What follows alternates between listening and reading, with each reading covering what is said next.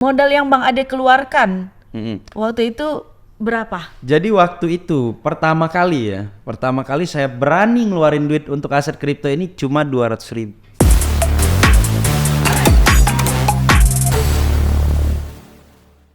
Hai Millennial Friends, so glad to be back. Masih bareng aku Ina di Kaum Millennial Podcast. Nah, kalau episode-episode sebelumnya kita sudah ngobrol bareng gestar-gestar yang luar biasa. Untuk episode kali ini spesial kita datangkan gestarnya dari Provinsi Bengkulu. Nah, Mas Ade Tri Juniansyah ya? Iya. Bang Ade atau Mas Ade atau Kak Ade nih enaknya panggilnya? Bang Ade boleh. Bang Ade ya.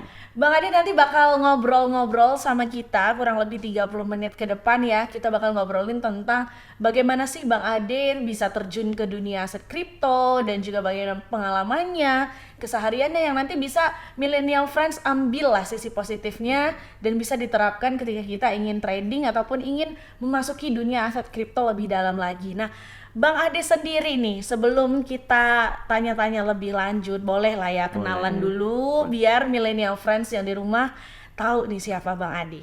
Oke. Halo Millennial Friends, saya Ade Tri Juniansyah, saya asli Bengkulu. Kegiatan sehari-hari ya bisa dibilang saya ini jual beli Jual beli aset kripto. Kira-kira itu sudah berapa tahun tuh Kak Ade? Kalau untuk di tradingnya saya mengenal aset kripto ini 3 tahun belakang, artinya 2020 ya. Berarti sejak pandemi ya? Ya, atau sebelum pandemi? Pas pandemi. Pas pandemi. Pas pandemi. Nah, sebelum pandemi datang, aktivitas lainnya sebagai apa? Saya bekerja di salah satu Perusahaan di Jakarta.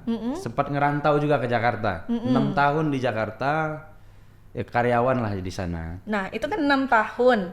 Terus mulai memasuki dunia aset kripto 3 tahun terakhir. Iya, benar. Apa sih alasan Kak Ade atau memberanikan diri karena alasan apa tuh?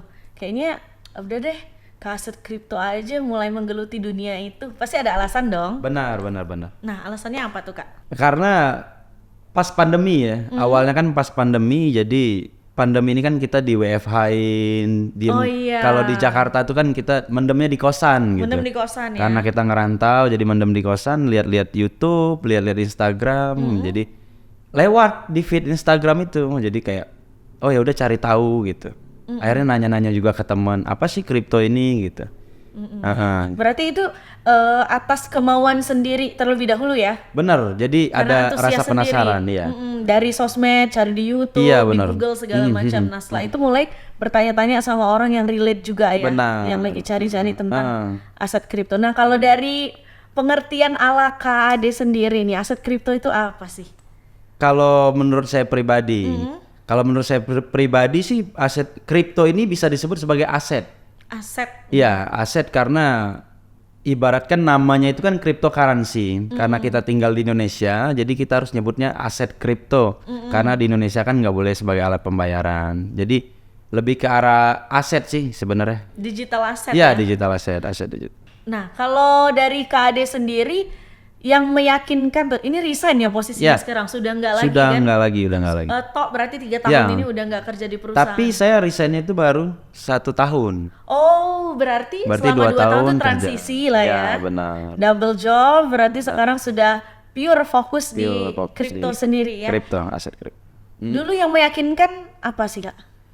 Karena gini, ceritanya itu awalnya sama sih, sama kayak yang teman-teman yang lain mungkin nggak percaya juga sama aset awalnya kripto. Ragu lah, bener. Kan ada namanya pasti. Ini kan sesuatu yang baru gitu bener. Kan? Dan untuk meninggalkan pekerjaan yang lama tuh pasti sebuah keputusan yang berat. Betul sekali, karena ya mulai dari orang tua, dari keluarga melarang itu kan, karena kripto ini kan sesuatu yang baru di Indonesia juga. Apalagi di telinga orang tua ya, sangat asing kan. Itu sangat asing sekali. Kayaknya sama ya problem kita dan Millennial Friends yang lain. Benar, pasti Millennial Friends juga ngerasain itu. Pasti. Nah, tips dari Kak Ade untuk meyakinkan orang tua itu prosesnya bagaimana? Jadi di awal itu ya, awalnya kan kita dulu harus paham apa itu aset kripto. Nggak mungkin kita ngejelasin sama orang tua, kitanya sendiri nggak paham. Nah, jadi di awal itu kita riset dulu sendiri, cari tahu sendiri, terus nanya juga sama temen yang benar-benar udah tahu apa itu kripto. Jangan sampai nanya sama temen yang baru main juga, baru tahu aset kripto juga. Kebetulan kemarin itu saya punya temen yang udah lama tahu aset kripto. Oh, berarti bisa dibilang gurunya lah ya. Guru ya, benar. Kalau teman-teman millennial friends juga, kalau misalkan mau tahu aset kripto, ya harus punya mentor juga salah satunya. Betul, sebagai acuan lah Sebagai ya. acuan, karena mungkin kalau ketika kita belajar di media sosial atau di YouTube, kita kan nggak bisa nanya. Iya. Cuma bisa Satu nonton arah doang. saja Benar, ya satu komunikasinya arah. ya. Kalau sama temen yang benar-benar paham, kita bisa nanya apa itu. Nah, jadi di situ saya tahu kripto ini menggunakan sistem blockchain. Jadi sistem blockchain itu sendiri yang diartikan buku besar yang transparan. Media pencatatan yang sangat transparan. Di situ yang membuat saya yakin dengan aset kripto ini sendiri. Karena menggunakan sistem blockchain itu tadi. Jadi terpercaya dan Ya, benar. transparan juga. Karena saya juga lihat kayak orang-orang influencer di Indonesia juga banyak juga kan. Terus orang-orang terkenal di Indonesia juga banyak yang berbicara tentang kripto, berbicara tentang blockchain. Di situ juga menambah keyakinan kita. Gitu. Oke, berarti itu diawali dengan pertama riset dulu dari Benar, diri sendiri, benar. terus kedua mencari mentor ya. Mencari mentor itu yang sangat penting. Iya, yang paling penting sebagai orang awam lah ya gitu Betul Nggak sekali. tahu nih saya harus berguru kemana nih, acuan saya kemana. Terus Iya. orang tua pas dikasih tahu gitu, pas saya mau menggeluti dunia kripto nih, responnya apa? Kaget yang Kaget. pasti. Apa dia ini Apa masih gitu ya? kau nih nak keluar, bahasanya kan pengen keluar kerjaan, udah Padahal udah settle lah ya bisa Benar. dibilang di pekerjaan itu. nyari gitu kerja kan. juga susah, tahu-tahu keluar pulang sesuatu hal yang baru. Nanti kan karena aset kripto ini kan nggak kelihatan gitu. Betul. Apalagi kita bahasa tinggal di Bengkulu awam, tahu-tahu orang nggak kerja tapi duitnya ada, kan bingung jadi. Pasti ini Ya, sentimen negatif mulai betul keluar ya. sekali. Ya akhirnya pelan-pelan lah ngomong ke orang tua, dikasih tahu pemahaman, diliatin video-video gitu yang menjelaskan aset kripto itu apa, akhirnya pelan-pelan percaya gitu. Pelan-pelan ngerti ya. Pelan-pelan mengerti dan sekarang ya udah 100% udah percaya sih. Sudah percaya. Tapi Bang Ade sendiri berapa bersaudara nih? Saya 4 saudara. Yang menggeluti dunia kripto apakah Bang Ade sendiri? Kalau untuk saat ini saya ajarin semua saudara saya Nah, 3 berarti kan kalau sudah berhasil menginfluence saudara bisa makin percaya kan ya orang Betul tuanya sekali. jadi kan. Nah, itu sisi positif. Nah, kalau sisi negatifnya sendiri pas terjun selain sentimen negatif ya, Iya. apa yang diungkapkan oleh orang tua waktu itu? Kalau sentimen negatif sih karena betul kemarin itu kan apa namanya banyak orang berpikir kripto ini ada yang bilang haram, ada yang Iya. bilang halal. Terus apa namanya belum jelas di Indonesia kayak gimana Peraturannya belum ada, PMK-nya belum Iya, keluar ya. betul. Nah, itu yang sentimen negatifnya sih di situ. Terus juga banyak kayak berita-berita yang apa negatif gitu kan sampai ke orang tua. Orang tua tuh bacanya cuma judulnya doang biasanya. Kena clickbait ya? Iya betul sekali. Terus isinya nggak dibaca, makanya saya ketika dia ngirim, sering tuh dia ngirim ke saya berita-berita tentang hal-hal yang negatif. Pastilah ya. Betul. Dia kirim berita-berita tentang hal-hal negatif, ya saya bilang baca dulu isinya. Pas dia udah baca isinya, oh iya gitu. Kayak judul salah satu contoh nih. Berita ya? Ya, contoh kripto itu haram. Itu judulnya gede. Di bawahnya sebagai alat transaksi. Oh. Orang bacanya cuma itunya doang kan, yang gedenya doang, yang kecilnya nggak dibaca. Itu tadi clickbait tadi. Iya, padahal kan kalau dibaca seutuhnya ya belum tentu negatif. seutuhnya dengan sama dengan judul ya gitu ya. Betul. Oke, nah tapi alhamdulillahnya orang tua sudah mengerti ya karena diedukasi terus. Iya, tiap hari dikasih tahu. Dia juga baca, kita kirimin berita-berita yang positif gitu. Tapi orang tua tertarik juga nggak untuk masuk ke dunia kripto? Atau Mas Ade larang atau bagaimana nih? Saya ajarin, nggak saya larang, saya ajarin, saya kasih tahu. Biarkanlah dia sih, tertarik sendiri iya. ya, diolah-olah sedikit ya. Iya, karena namanya orang tua kan pengen tahu juga kegiatan tentang anaknya, ya kan. Jadi biar dia nggak terlalu pusing apa itu kripto, ya kita kasih tahu. Sering kalau di rumah itu ngobrol ya kita bahas tentang kripto. Oke, berarti bisa disimpulkan tadi kan 2 tahun transisi ya Mas ya? Betul, 2 tahun. 2 tahun, setahun ini sudah fokus. Nah, selama 2 tahun itu, Bang Ade sendiri melihat, kan katanya kalau kita buka punya kripto ini harus dilihat berapa jam sekali gitu Betul, kan. Nah, betul. waktu di masa transisi cara membagi waktu dengan office hour-nya kan jam 5 ya pulangnya. Ya, Itu gimana cara mensiasati managing time-nya? Jadi gini, waktu itu kan saya kerja dari pagi sampai sore jam 4 ya. Jam 8 sampai jam 4 lah kita Ya, anggap jam 8 sampai jam 4. Nah, jadi ada jeda waktu siang. Break Itu ya? kan break makan siang. Nah, di situ tuh saya sambil makan siang, saya sambil baca-baca gitu kan. Baca-baca yang lewat aja gitu, berita hari ini apa gitu. Terus kalau pas pulang kerja itu baru baca lagi ya, sekitar mungkin 3 jam lah, 3 jam. Sehari ya? Ya, sehari 3 jam, malam ya sekitar 2 jam. Siangnya mungkin maling curi-curi waktu gitu kan, 1 jam. Kalau lagi nyantai Ya, gitu lagi kan. nyantai, Apalagi lagi sambil nggak ada kerja. rebahan baca-baca Betul, berita kan. betul ya. Apalagi lagi kerja kan, sambil mungkin lagi nggak ada kerjaan, lihat-lihat berita. Nah, kalau sudah 1 tahun terakhir ini kan sudah full resign nih. Ya, betul. Katanya ini saking enaknya kita bisa bangun siang gitu kan. Ada kabarnya begitu karena bisa kan dikerjakan dari rumah, kita nggak harus datang ke kantor. Berarti terserah dari diri kita gitu kan. Nah, kalau dari Mas Ade 1 tahun terakhir gimana? Apakah masih sama dengan timing 2 tahun pada masa office hour? Pastinya beda. Karena kalau kerja waktu itu kan ada tanggung jawab. Iya. Kalau sekarang kan kita benar-benar pure 100% lah fokus di sini. Full time lah ya. Betul sekali. Saya juga nggak full di trading aja sih. Saya lebih juga ke staking gitu kan. Jadi kalau misalkan trading itu sebenarnya kayak lebih ke bisnis ya, saya bilang. Trading itu lebih ke bisnis karena apa? Karena ada untung ada rugi. Kalau trading. Nah, kalau yang yang saya lakuin sekarang itu staking. Jadi nggak perlu kita terlalu baca, kita taruh koin kita di sana, nanti kan kita dapat berapa persen dari koin yang kita simpan di situ gitu. Oke, berarti waktunya dibagi juga ya, Ya, antara betul. staking kapan Ya, kita harus trade juga betul, gitu. Nah, betul. selama 3 tahun ini juga setelah riset dari diri sendiri, terus punya mentor, apakah Kak Ade juga punya komunitas untuk sharing lah? Betul sesama crypto enthusiast, ada komunitas nggak? Jadi kripto ini yang paling penting itu dia komunitas. Sisi positifnya salah satunya ya kita punya komunitas itu tadi, kita bisa kenal dari berbagai daerah juga gitu kan. Oh, rame ya Rame, si komunitasnya? iya. Kirain per domisili aja gitu Enggak, jadi kita bisa ketemu teman-teman dari Cirebon, dari Karawang, dari Subang, dari berbagai lah, dari Medan juga, dari yang lain-lain.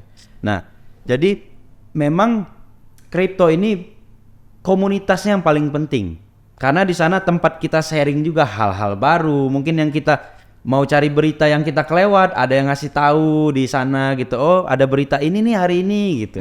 Jadi berita-berita di sana kita kumpulin di sana gitu. Mungkin ada yang nggak baca gitu kan. Ada grupnya juga sih, grup WhatsApp-nya ada juga. Oh, jadi kalau ada pembaruan berita baru gitu diupload gitu. Nah, Ya, tapi seberapa penting sih berita dalam dunia kripto ini, Kak? berita itu ibaratkan kalau kita makan, kita harus minum. Berita itu minumnya. Oke. Artinya kan penting. Ya, berita itu sangat penting karena itu mempengaruhi juga, mempengaruhi naik turunnya aset kripto. Itu yang harus dari kalau kita mau riset itu dari beritanya kita bisa riset juga. Dari berita salah satunya sih. Dari beritanya bisa kita riset juga gitu. Berita berarti seluruh dunia ya? Ya. Berita dunia ya? Betul. Berarti harus pinter bahasa Inggris dong? Bahasa Inggris ya boleh juga sih, harus pinter. Biasanya berita-berita luar kan apalagi Bener. pasti full English gitu kan? Tapi itu di sharing ya, Ya, sama di teman-teman? sharing. Ya bener. Karena ya ada Google Translate juga kan bisa kalau nggak ngerti. Iya bener. Harus apa ya? Melek-melek juga Melek, kan? iya. Betul. Nah, kalau kita lihat ini kripto ini kan jatuhnya investasi ya, bisa dibilang kita Investasi bener, ya bisa. Nah, investasi kan ada plus minusnya. Apalagi kayak saya pernah baca video-video di sosial media, kalau kita mau ke level investasi, setidaknya kita itu keuangannya harus aman dulu. Atau kita punya dana darurat lah, dana pinjaman. Nah, kalau dari Bang Ade sendiri, kapan sih kita harus berinvestasi gitu? Kapan kita harus berinvestasi? Ya sebenarnya nggak mesti kita nunggu harus ada dana simpenan dulu sih ya. Jadi contoh kita gajian nih, contoh gaji kita berapa? Artinya kan ada 10% yang harus kita sisihkan.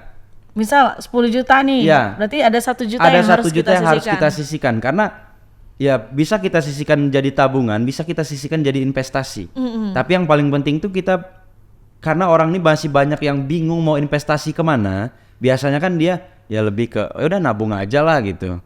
Nah tapi bagi saya untuk sekarang lebih baik diinvestasikan. Mau dimanapun itu ya terserah kawan-kawan, di mana kawan-kawan yakinnya. Investasinya di mana Iya, ya? dimanapun itu kayak. Tapi kalau saya pribadi ya lebih ke aset kripto. Gitu. Iya. Berarti uangnya dibuat pembagian ya, Dibuat lebih ke sana pembagian, ya. bener. Yang ada ditabung ada, Ditabung ada, diinvestasikan diinvestasikan ada, gitu ya, dibisniskan ada. Nah, bagaimana sih cara Bang Ade sendiri membuktikan bahwa memang kripto ini adalah sesuatu yang bisa mendatangkan passive income gitu? Hmm. Bagaimana cara Bang Ade? Jadi itu tadi benar, kita balik lagi ke berita tadi. Nah jadi di berita itu kita bisa lihat kalau misalkan ada sentimen positif. Contoh kemarin itu kan kayak apa, koin Doge, itu kan kalau udah disentil sama Elon Musk kan bisa-bisa naik tuh. Nah sama kayak itu, kita kalau kita baca berita kita lihat sentilan-sentilan positif itu, ya kita beli ya bisa naik gitu. Nah tapi kalau untuk yang lain, koin-koin yang lain itu kita benar-benar cari lihat perusahaannya seperti apa, white papernya seperti apa, roadmapnya seperti apa. Kalau udah jelas ya namanya kan kita aset. Nah banyak orang-orang itu berpikir kita beli kripto hari ini, besok kita untung. Nah itu salah. Nah jadi karena aset itu kan jangka panjang. Hari ini kita beli karena kita lihat perusahaannya jelas, roadmapnya jelas, white papernya jelas. Ya kita beli, kita simpen aja, gitu. Ya untungnya mungkin 2 bulan, 3 bulan, 4 bulan, kita kan nggak tahu. Nah, tapi itu yang teman-teman harus, teman-teman millennial friend harus paham. Jangan ketika beli hari ini, tahu-tahu besok atau lusa mau langsung untung. Kan kebanyakan orang tuh seperti itu. Pengennya, setahu saya investasi ini ya orang tuh orientasinya pengen kaya cepat gitu loh. Betul, itu yang salah. Kebanyakan kan contoh gini nih. Kita beli satu aset kripto, harganya misal 100.000. Kita beli 100.000, tahu-tahu besok turun ke 90.000. Mulai ketar-ketir. Ya padahal kita nggak rugi kalau kita nggak jual. Betul. Kalau kita jual baru kita rugi kan. Nah, ya sebenarnya itu yang harus kita pahami, kesehatan mental kita dulu sih. Kesiapan mental. Kesiapan mental, benar. Betul. Itu berarti mungkin salah satu hal yang bisa mempengaruhi kesehatan mental mungkin keuangan yang kita punya juga ya, bisa nggak sih? Bisa, dibilang begitu. Bisa. Karena kalau uang yang kita gunakan untuk investasi adalah uang kita sehari-hari, pasti ketika itu turun kena dong mentalnya. Bisa jadi kena mental ya. Kita hari ini. Tapi gini, tapi kalau misalkan dia benar-benar paham bahwa kripto ini fluktuatif, naik turun, dia nggak bakal khawatir, betul.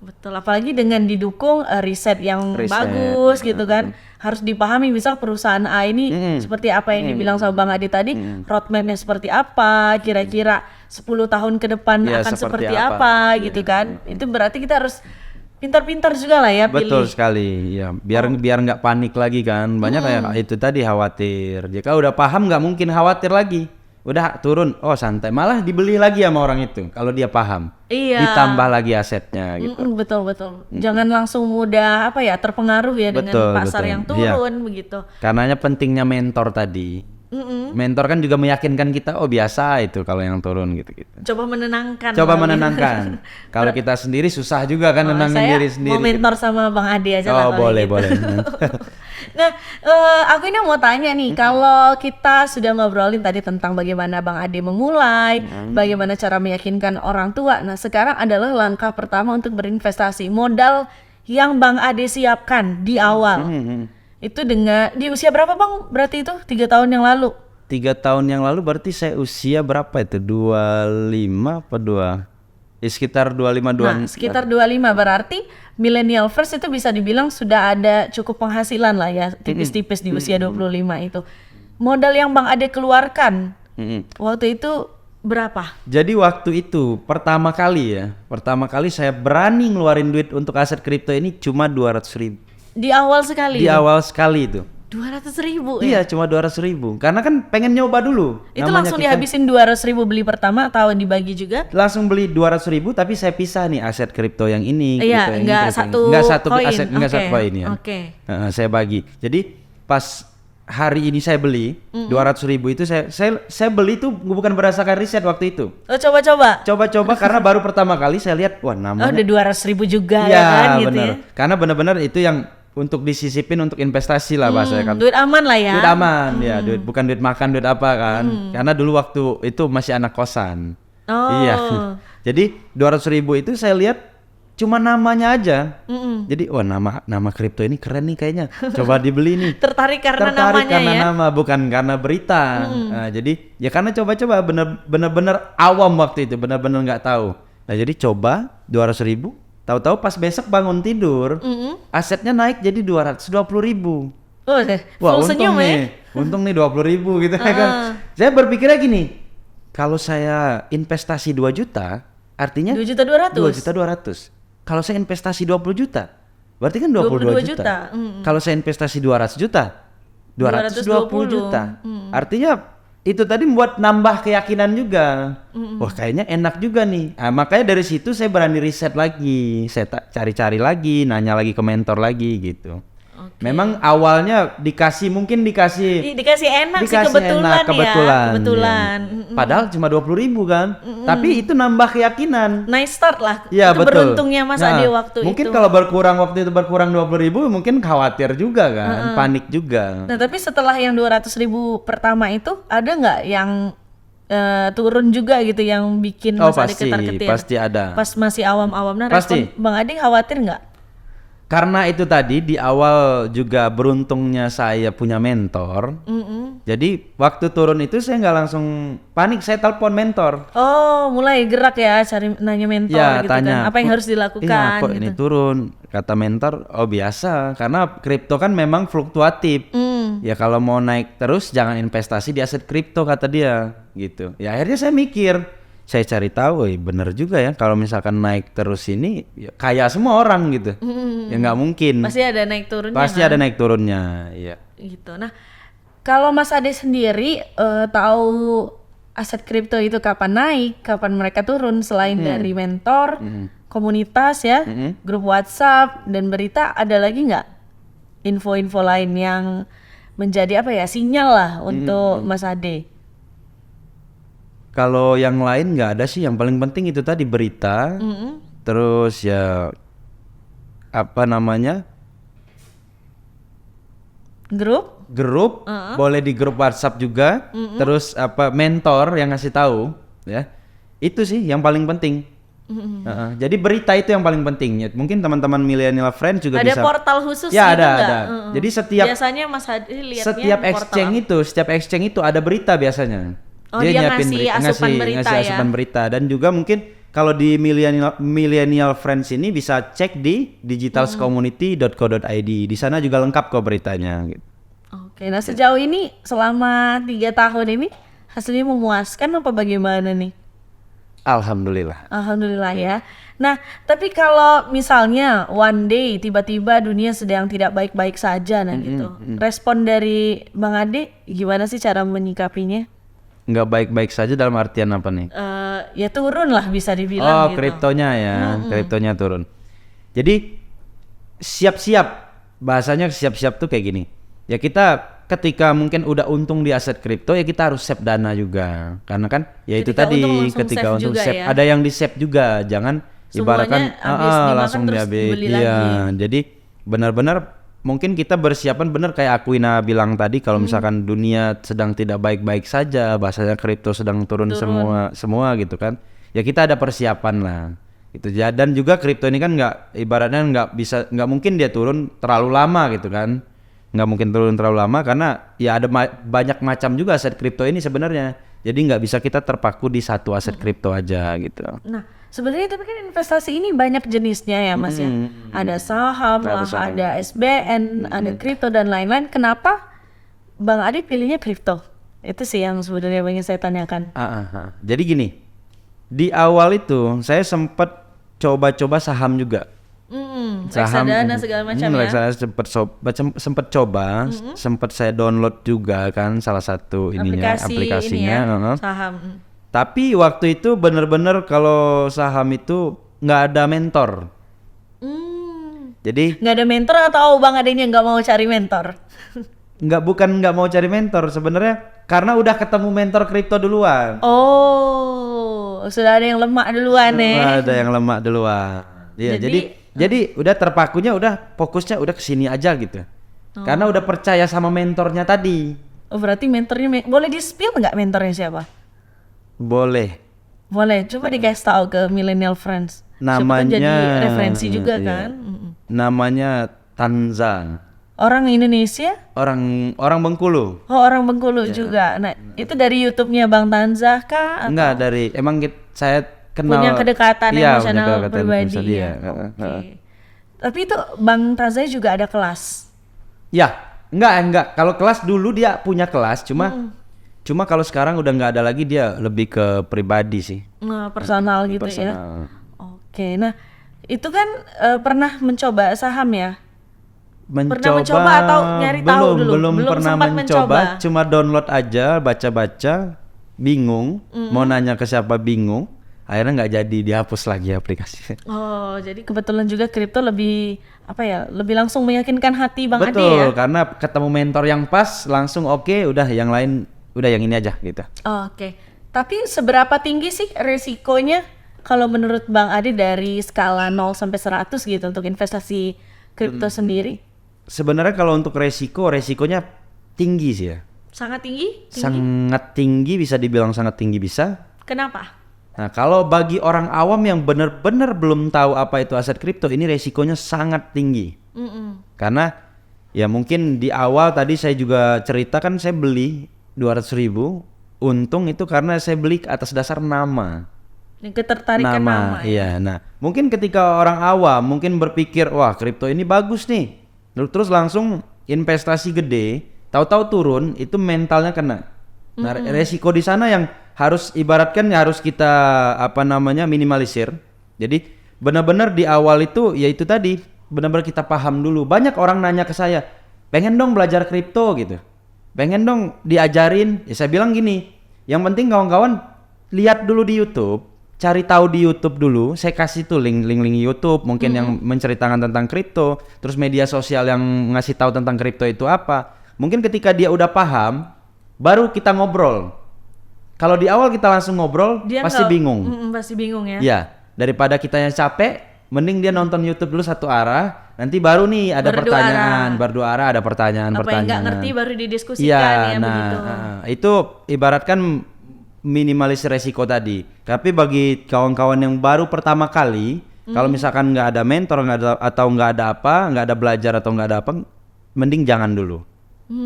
Karena benar-benar resikonya tinggi. Benar-benar, berarti setuju sih saya. Kalau saya sendiri juga di dunia bisnis itu harus punya apa ya, investasi leher ke atas dulu. Betul. Pengetahuannya dulu. Pengetahuannya dulu yang paling penting.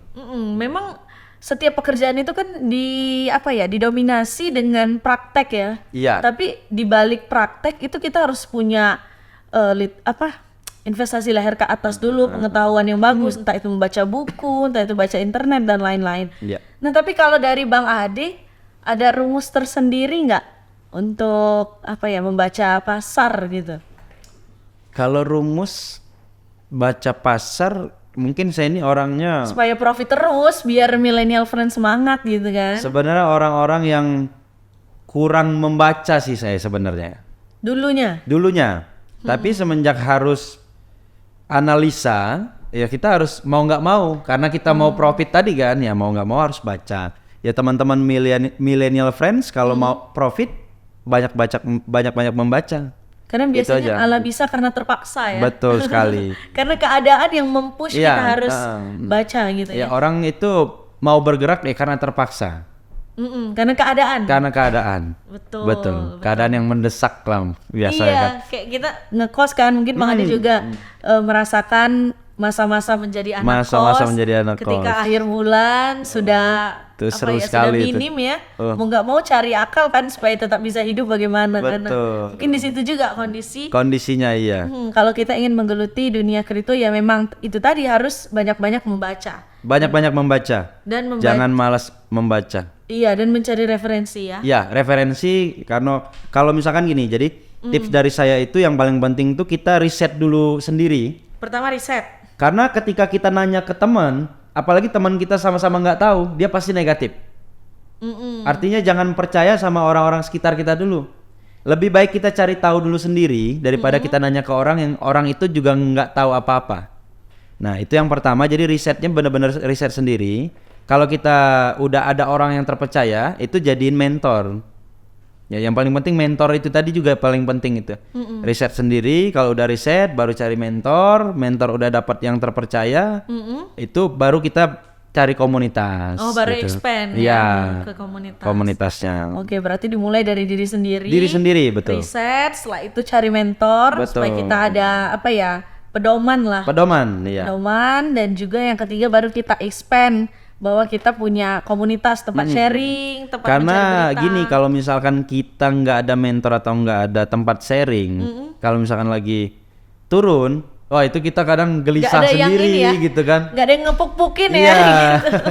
kadang gelisah sendiri, kadang pusing sendiri mikir, oh gimana ini. Karena kalau ada komunitas bisa apa ya, berbagi lah. Berbagi. Guys, tolong guys, ini ada saran nggak? Ada gitu saran ya. ya. Jadi ya enak lah kita nggak sendiri gitu kan. Ada tempat ngadu lah bahasanya. Aduh, bukan sama Ayang ya kalau. Oh beda, ayangnya nggak paham mungkin kan. Kalau ayangnya nggak paham bingung. Nah, itu lebih baik juga kalau kita punya partner yang sama-sama menggeluti Bagus dunia itu juga kan. ya. Jadi bisa saling bisa sharing, saling mendukung. Saling mendukung. Oke. Nah, untuk kira-kira 5 tahun ke depan atau 10 tahun ke depan target dari Bang Ade sendiri di dunia kripto ini harapannya seperti apa?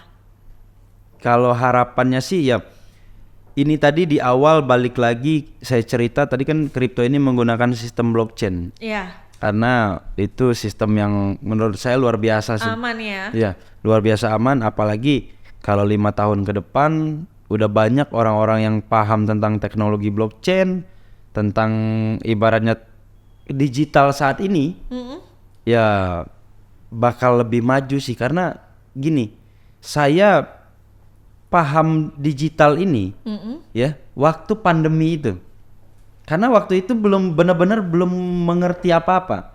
Karena saya berpikirnya gini, dulu kita nggak pernah mikir kayak kerja dari rumah. Iya, tidak Kita pernah bisa- terfikirkan nggak pernah kita berpikir. di kondisi sekarang Iya, gitu kan. kita bisa meeting dari rumah gitu kan. Kita bisa bahkan bisa mendapatkan keuntungan dari rumah.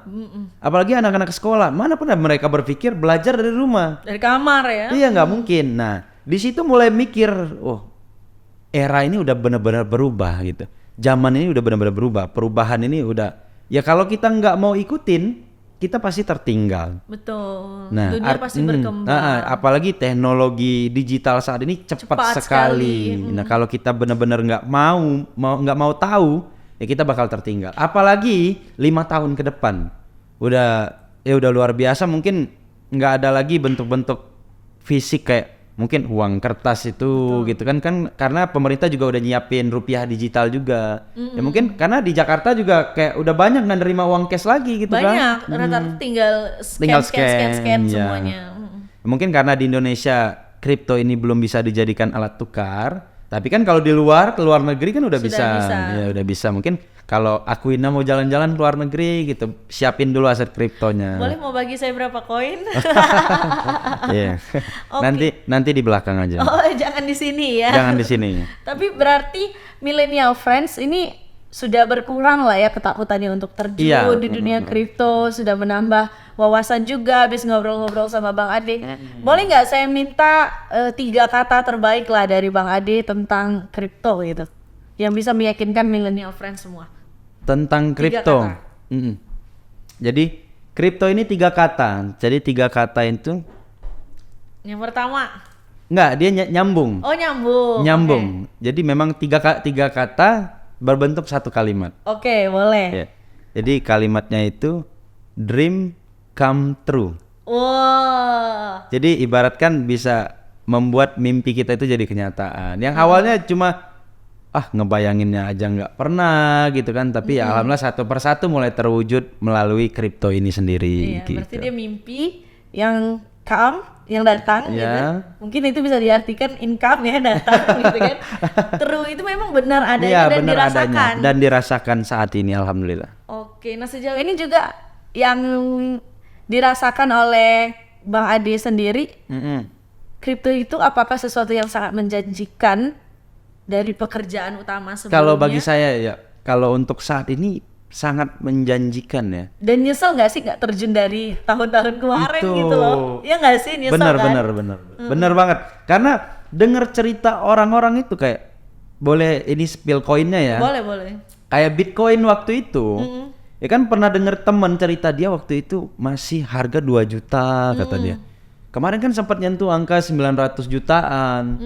Denger dia cerita aja itu kayak Nyesel, kita ya? yang nyesel. Padahal dia yang ngerasain, kita yang nyesel gitu kan. Jadi mikir, wah kalau punya ini harus jadinya segini. Kalau punya misalkan kayak 10 aja waktu itu, kita 10 aja tuh udah wow udah gitu wah, kan. iya. Kalau misalkan sekarang aja ibaratkan 0,1 itu sangat berharga. Kalau dulu mungkin nggak terlalu ini kan. Kalau sekarang ya itu tadi cuma dengar cerita temen, dia yang ngerasain, kita yang Kita yang ikut nyesel. Iya.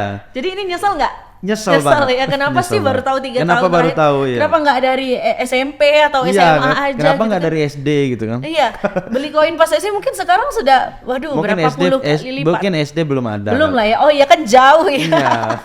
Mungkin pas SMA lah ya. SMA SMA ya, Iya, SMA setelah masih. 10 tahun kemudian wow, sudah sangat menggunung-menggunung sekali Iya, gitu betul keuntungan sekali. yang didapat.